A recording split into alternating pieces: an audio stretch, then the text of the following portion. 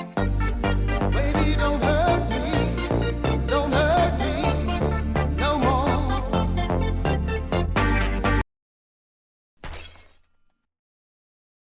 Hey guys, I Saw Bear here, and today I'll be talking about the update 0.031 for the game Foxhole. This update brings a lot, and I mean a lot, of new features to the game. So let's not delay and jump right in. The first thing you're going to notice is the full visual refresh of both the Warden and Colonial faction logos, as well as a full visual refresh of both the Warden and Colonial character models. The character models in particular look awesome, and they've got a new set of animations to accompany them. Moving straight into some of the new content, the newest structure added to the game is the Sunken Pillbox. This is an automatically retracting turret resistant to damage when not engaging an enemy. It will cost you 80 refined materials to construct, and its fire rate is slightly more than a Foxhole, but less than a pillbox, if that gives you any idea.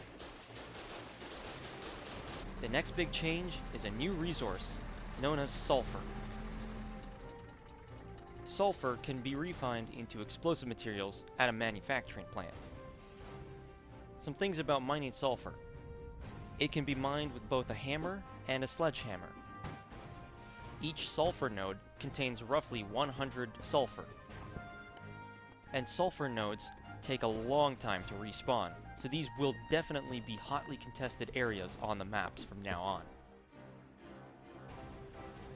So as I said, sulfur can be refined into explosive materials, and these explosive materials are now going to be the main resource when producing heavy explosive weaponry. The new cost for this weaponry goes as follows.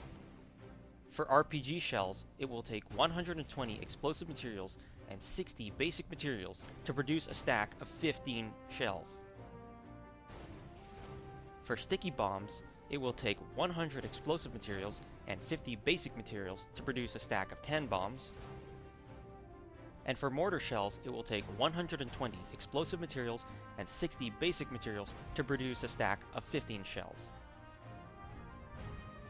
Over at the workshop, artillery shells will cost 400 explosive materials and 200 basic materials to produce a stack of 20 shells. Satchel charges will take 150 explosive materials and 100 basic materials to produce a stack of 5 charges. And howitzer shells will cost 120 explosive materials and 120 basic materials to produce a stack of 20. And the last major change coming to this update is the requirement to supply passive defensive structures. That's right, you can't just build a foxhole in the middle of nowhere anymore. You've got to keep it supplied. Allow me to explain. So after playing around with it for a bit, I've determined that town halls will now be able to supply passive defense structures within a 35-meter radius around them. If your team is looking to extend that radius beyond 35 meters, you'll need to build a new structure added to the game known as the Tunnel Network. One Tunnel Network connector will cost you 100 basic materials. These tunnel network act as nodes to supply passive defensive structures. These tunnel network structures will also extend the building radius around them another 35 meters, and they have to be connected to a town hall. Once they are connected, then you can build defensive structures that are hooked up to this supply network.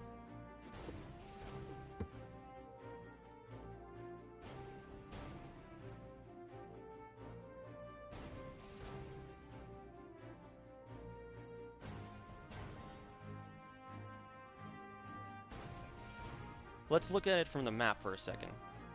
So here I've highlighted roughly 35 meters around each of the town halls on Endless Shore. If you want to extend the defensive range of a certain town, you'll need to build tunnel networks all around that town in order to do so. And if you want to protect the road and keep it covered with passive defensive structures, you'll need to build a tunnel network system all along that road to keep them supplied. This also gives your enemies a chance to target your tunnel network system in order to disrupt passive defensive structures. Now, if your enemy destroys a tunnel network node, your passive defensive structures will still be able to put up a fight for roughly 10 minutes.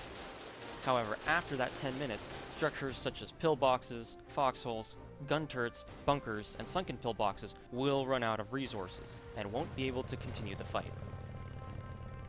Whew, alright, now that the big stuff is out of the way, some other changes include there is now a maximum limit of 3 players that can work on a build site without diminishing returns. This essentially means a maximum of 3 people can build a structure at once. This is to prevent a mass of people insta-spamming foxholes within a matter of seconds.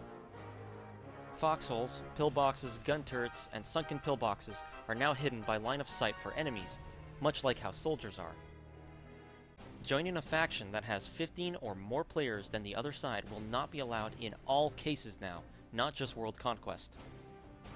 Manufacturing plants, medical labs, weapons factories, workshops, and supply stations in non-starter towns start destroyed in all cases now, not just World Conquest.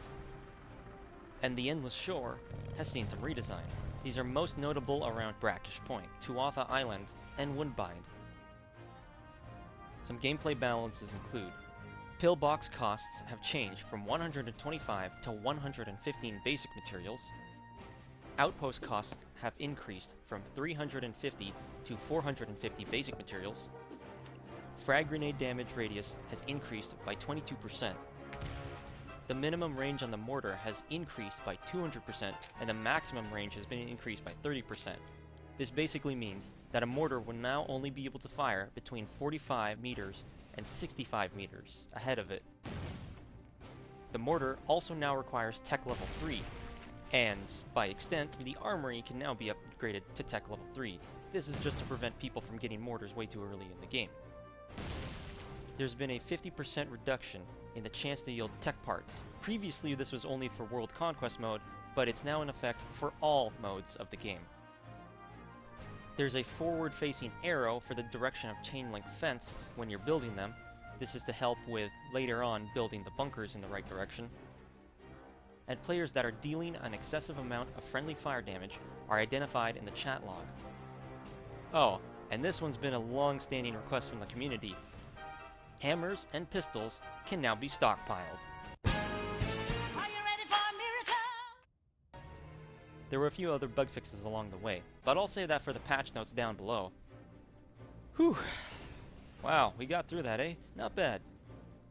If you like this update video, be sure to like and subscribe, and please, share it with any players who are having difficulties understanding the new mechanics. This stuff is pretty complicated, and I don't want anyone to be left too far behind. Anyways, thanks for tuning in, guys. And as always, good luck, keep your heads down, and stay in your foxholes. Bear out.